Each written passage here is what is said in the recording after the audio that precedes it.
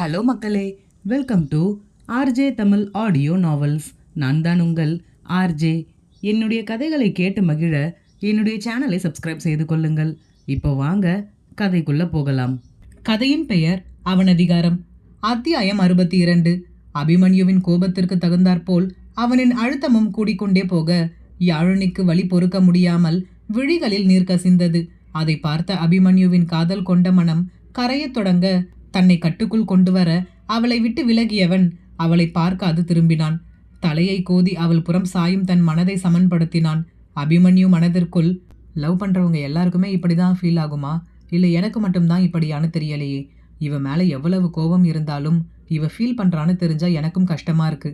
எப்படியாவது அவளை திரும்ப ஹாப்பியா மாத்தணும்னு தோணுது. ச்சே, இவகிட்ட கோபம் வந்தா கூட அதை காட்ட முடியல. இப்படியே போனா பைத்தியம் ஆயிடுவோம் போல இருக்கு என்று புலம்பிக் கொண்டிருந்தான். அபிமன்யு தன் கையை விலக்கினாலும் யாழினிக்கு வலி தாங்க முடியவில்லை. இருந்தும் அபிமன்யுவின் முன்பு அதனை காட்ட விருப்பம் இன்றி தன்னை தேற்றிக்கொண்டாள். அபிமன்யு தன் மனதை அலைப்பாய விடாமல் தேற்றியபடி திரும்பி பார்க்க யாழினியின் முகம் இன்னமும் சற்று சுணக்கமாக தான் இருந்தது. அபிமன்யு, என்னாச்சு? யாழினி, ஒண்ணுமில்ல. அபிமன்யு, அப்புறம் ஏன் முகத்தை இப்படி வச்சிருக்க? யாழினி வேறு புறம் திரும்பி நிற்க அவளின் தோள்பட்டையில் கையை வைத்து தன் புறம் திருப்ப அபிமன்யு முற்பட்டான். அதில் மீண்டும் வலி ஏற்பட ஆ என்று முகத்தை சுழித்தாள் யாழினி. அபிமன்யு பதட்டமாக, வலிக்குதா? அதற்கு ஆம் என்னும் விதமாக தலையசைத்தாள் யாழினி. அபிமன்யு, சாரிடா, தெரியாமல், ஏதோ கோபத்துல, சாரி என்றபடி அவளை படுக்கையில் அமர்த்தினான். சரி வா, நம்ம டாக்டர் கிட்ட போயிட்டு வந்துடலாம். யாழினி, டாக்டர் கிட்டயா? அதெல்லாம் தேவையில்லை, கொஞ்சம் ரெஸ்ட் எடுத்தா சரியா போயிடும். அபிமன்யு, இல்லை வேண்டாம் வேண்டாம், எதுக்கு தேவையில்லாமல் ரிஸ்க் எடுக்கணும், நம்ம ஒரு தடவை செக்கப் போயிட்டு வந்துடலாம். யாழினி அபிமன்யுவின் பதட்டம் கலந்த முகபாவனையை இமைக்க மறந்து பார்த்து கொண்டிருந்தாள். இவ்வளவு நேரம் இங்கே நடந்தது என்ன என்பதை இருவரும் மறந்துவிட்டனர். அபிமன்யுவின் இந்த பதட்டம் தனக்கானதா என்று யாழினிக்கு பெரும் மகிழ்ச்சி. எத்தனை பேர் தன்னை எதிர்த்து நின்றாலும் அசராமல் அனைவரிடமும் வாதிடுபவன், போட்டியிடுபவன். ஆனால் யாழினிக்கு ஒரு சிறு வலி என்பதை கூட தாங்க முடியாமல் அவளின் முன்பு இதோ மண்டியிட்டபடி அமர்ந்திருக்கிறான். இவனை எந்த வகையில் சேர்ப்பது? கோபத்தையும் அன்பையும் மழையென பொழிகிறானே இந்த அழகிய அசுரன் என்று மெய் மறந்து தன் கணவனை ரசித்து கொண்டிருந்தாள். பதட்டமாக பேசிக் கொண்டிருந்த அபிமன்யு யாழினியிடம் எந்த பதிலும் இல்லாததை உணர்ந்து நிமிர்ந்து பார்க்க அவள் இவனையே இமைக்காமல் பார்த்து கொண்டிருந்தாள். அபிமன்யு, யாழினி, இங்க பாரு, உனக்கு என்ன ஆச்சு? ஏன் இப்படியே உட்கார்ந்திருக்க? வா, நம்ம டாக்டர் கிட்ட போகலாம் பேபி டால். அபிமன்யுவின் வார்த்தையில் கலைந்தவள், ஒண்ணுமில்ல, சும்மாதான் என்று தட்டு தடுமாறி ஒருவாறு சமாளித்தாள். அபிமன்யு இவளின் முக மாற்றத்தை உணராமல், சரி வா, எழுந்துரு, டாக்டர் கிட்ட போயிட்டு வந்துருவோம். யாழினி, அதான் ஒன்றும் இல்லைன்னு சொல்கிறேன்ல, நீங்கள் எழுந்துறீங்க, முதல்ல மேலே உட்காருங்க மாமா, கொஞ்சம் நேரம் ரெஸ்ட் எடுத்தாலே சரியா போயிடும். பிறகு யாழினியின் அருகில் அமர்ந்தவன் சிறிது நேரம் எதுவும் பேசாமல் அவளின் கையை தன் கைக்குள் பொத்தி வைத்து கொண்டான். இருவருக்கும் நடுவே எந்த ஒரு பேச்சுவார்த்தையும் இல்லை. ஒரு நீண்ட அமைதி.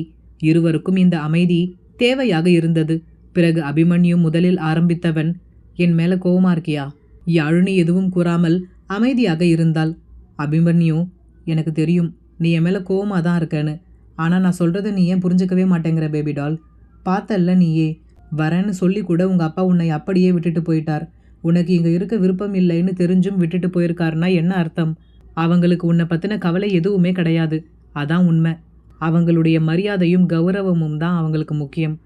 பொண்ணுக்கு பிடிக்காத வாழ்க்கை அமைந்திருக்கு என்பதை விட ஊர்க்காரங்க முன்னாடி மரியாதையா இருக்கணும் என்பது தான் அவங்க எண்ணமே. ஆனா நான் அப்படி கிடையாது. நீயே போறேன்னு சொன்னாலும் நான் உன்னை அனுப்ப மாட்டேன். நீ என்ன வேணாலும் நினைச்சிட்டு போ, ஆனா நீ ஏன் கூட தான் இருக்கணும். சண்டை போட்டாலும் நீ ஏன் கூட இருந்து தான் சண்டை போடணும். அபிமன்யுவின் வார்த்தைகளில் ஏதோ மந்திரத்திற்கு கட்டுப்பட்டவள் போல் அவனை பார்த்தபடி அமர்ந்திருந்தாள் யாழினி. பிறகு அவளை தன் நெஞ்சோடு சேர்த்து அணைத்து கொண்ட அபிமன்யு மீண்டும் சிறிது நேர இடைவெளி விட்டு தொடர்ந்தான். உனக்கு நிஜமாவே என் கூட வாழ விருப்பம் இல்லையா என்றான் கேள்வியாக. இப்பொழுதும் யாழினியிடம் எந்த ஒரு பதிலும் இல்லை. அவள்தான் வேறு ஒரு தனி உலகத்தில் சஞ்சரித்து கொண்டிருக்கிறாளே. இவனின் கேள்வி அவளின் செவி மடலை சென்று அடைந்தால்தானே பதில் கூற. யாழினியிடம் எந்த ஒரு எதிர்வினையும் இல்லாததை கண்டு அவளின் முகத்தை தன்னை நோக்கி நிமிர்த்தியவன், என்ன நான் பாட்டுக்கு பேசிக்கிட்டே இருக்கேன், நீ எதுவுமே சொல்ல மாட்டேங்கிற என்றான் எதிர்பார்ப்போடு. யாழினி என்ன பதில் கூறுவது என்று தெரியாமல் திருவென விழித்தபடி அபிமன்யுவை பார்க்க, அபிமன்யு, நீ பார்க்கறத பார்த்தா இவ்வளவு நேரம் நான் சொன்னது எதுவுமே உன் காதில் விழல போல இருக்கே. யாழினி. ம், என்ன சொன்னீங்க? அபிமன்யு யாழினியின் கண்களை பார்த்தவாறு, நாம ஏன் மறுபடியும் கல்யாணம் பண்ணிக்க கூடாது? யாழினி, அதான் கல்யாணம் ஆயிடுச்சே என்றால் புரியாமல் பார்த்தபடி. அபிமன்யு, அப்போ உனக்கு என்னை பற்றி எதுவுமே தெரியாது. ஃபேமிலி சுச்சுவேஷன்னால தானே என்னை கல்யாணம் பண்ணிக்க சம்மதிச்ச. இப்போ உனக்கு என்னை பிடிச்சிருந்தா மறுபடியும் நாம கல்யாணம் பண்ணிக்கலாம். அபிமன்யு எதை அறிய இப்படி கேட்கிறான் என்பதை உணர்ந்த யாழினியின் கன்னங்கள் இரண்டும் தானாக வெட்கத்தில் சிவக்க, சட்டென்று அவனை பிரிந்து வேறு புறம் நோக்கி எழுந்து நின்றபடி, அதான் ஒரு தடவை கல்யாணம் ஆயிடுச்சுல, பிடிச்சு நடந்தாலும் பிடிக்காமல் நடந்தாலும் கல்யாணம் கல்யாணம் தானே, அதுவே போதும். அத்தை கூப்பிடுற மாதிரி இருக்கு, நான் என்னன்னு கேட்டுட்டு வரேன் என்று அறையை விட்டு ஓடிவிட்டாள். அபிமன்யு, ஏய் இருடி, நான் கேட்கறதுக்கு ஒழுங்கா பதில் சொல்லிட்டு போ என்று கத்தியது அவளின் காதில் விழுந்தாலும் விழாதவாறு ஓடிவிட்டாள். பிறகு யாழினி சென்ற பின் அபிமன்யு வெகு நேரம் இன்றைய நிகழ்வை பற்றி சிந்திக்கலானான். யாழினியை அவர்களிடம் பேச சம்மதிக்கலாமா வேண்டாமா என்ற பெரிய மனப்போராட்டத்திற்கு பிறகு ஒரு முடிவுடன் வெளியே சென்றான். அறையை விட்டு வெளியேறியவளுக்கு வீட்டில் உள்ள அனைவரையும் எதிர்கொள்ள சற்று சங்கடமாக தான் இருந்தது. நேராக தோட்டத்திற்கு சென்று அமர்ந்தவளின் மனதிற்குள் எண்ணங்கள் மாற்றி மாற்றி அலைமோத தொடங்கியது. ஒரு புறம் அபிமன்யுவின் காதல், மற்றொரு புறம் அவனின் தன் வீட்டினரின் மீதான வெறுப்பு. இதில் அனைவரின் முன்பும் அவனுடன் வாழ மாட்டேன் என்று விட்டு அதே வீட்டில் இருப்பது.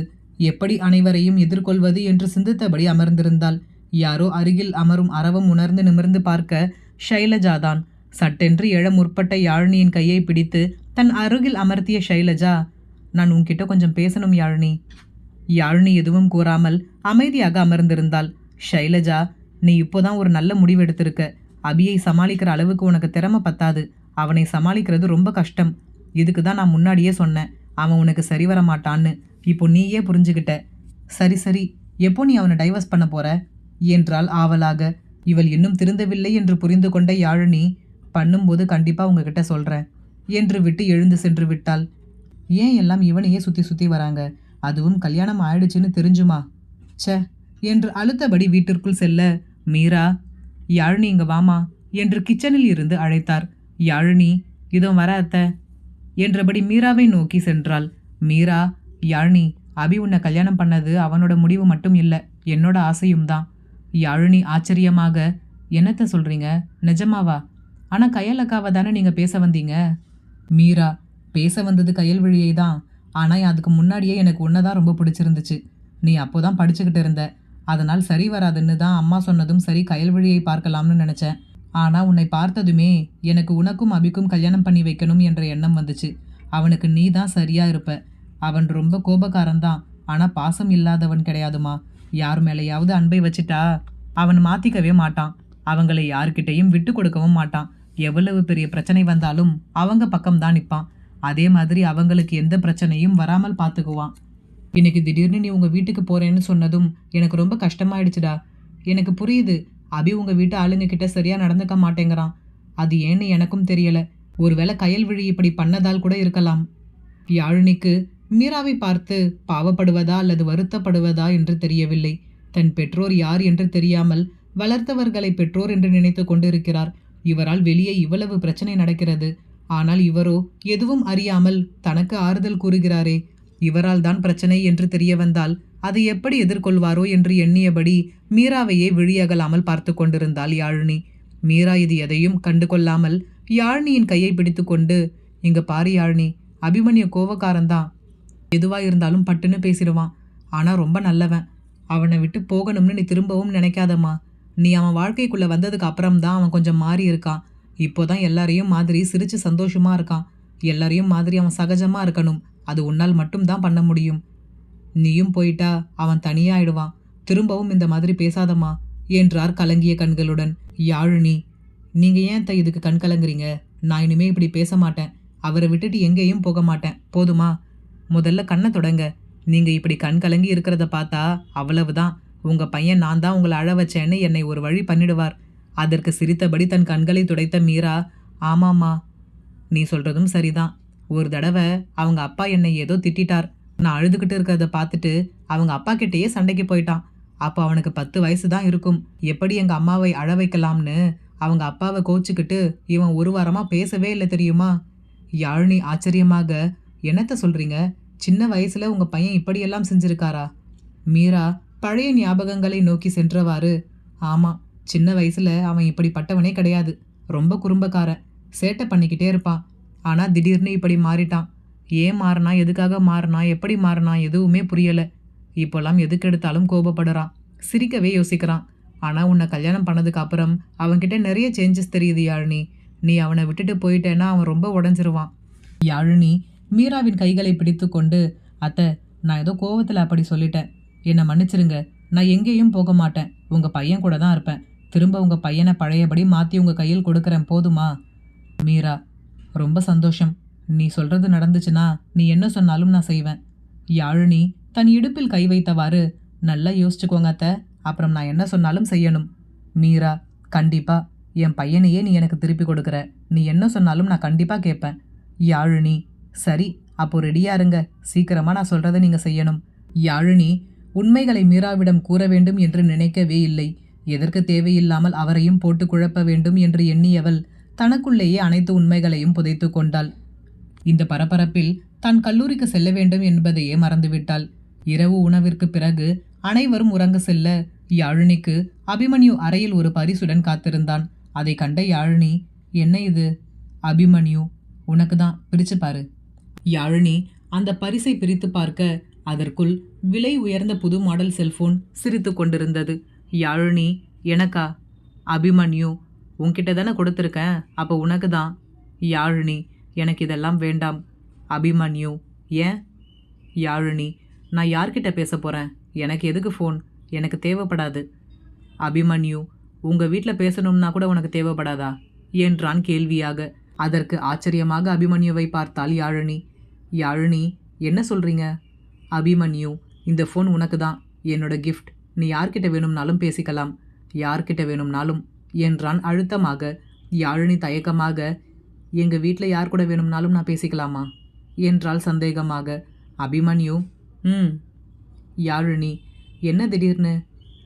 அபிமன்யு, எந்த ஒரு விஷயமும் நாம் சொல்லி புரிய வைக்கிறது ரொம்ப கஷ்டம். தானாக புரிஞ்சுக்கிட்டா நாம் சொல்லணும் என்ற அவசியமே இருக்காது. அதற்கு யாழினி, புரியலை என்றாள். அபிமன்யு, சீக்கிரம் புரியும். அபிமன்யுவின் மனதில் இருக்கும் எண்ணம் என்ன? இனி வரும் அத்தியாயங்களில் பார்ப்போம். இந்த கதை பிடித்திருந்தால் மறக்காமல் லைக் பண்ணிவிட்டு அப்படியே சப்ஸ்கிரைப் பண்ணிடுங்க ஃப்ரெண்ட்ஸ். மீண்டும் அடுத்த அத்தியாயத்தில் சந்திப்போம். நன்றி.